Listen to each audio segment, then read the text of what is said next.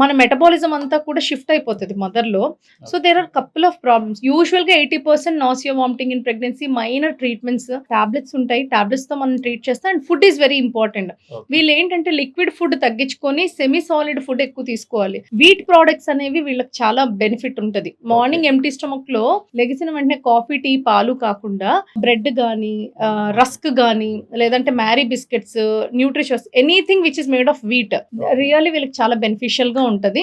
And తక్కువ అమౌంట్‌లో తినాలి. ఫ్రీక్వెంట్‌గా తీసుకోవాలి మీల్. సాలిడ్ ఫుడ్ ప్రిఫరబుల్‌గా తీసుకోవాలి.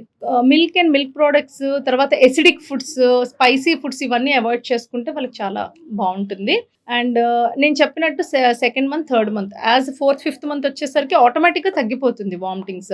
ఈ హైపరెమ్సిస్ గ్రావిడేరం మాత్రం వీళ్ళకి మాత్రం మనం అడ్మిట్ చేయడం, నోట్లో ఏమీ అలౌ చేయకూడదనమాట. నిల్ బై మౌత్ పెట్టుకొని ఓన్లీ ఐవీ ఫ్లూయిడ్స్, బి1 ఇంజెక్షన్స్ ఇవన్నీ ఇచ్చుకొని స్లోగా వాళ్ళు రికవర్ అయినాక మనకి ఓరల్ ఫుడ్ అనేది అలౌ చేయడం అనేది జరుగుతుంది. So, this is all about nausea and vomiting in pregnancy. Okay. Thank you so much madam. చూసారు కదా ప్రెగ్నెన్సీ టైంలో మనం తీసుకోవాల్సిన జాగ్రత్తలు అవన్నీ.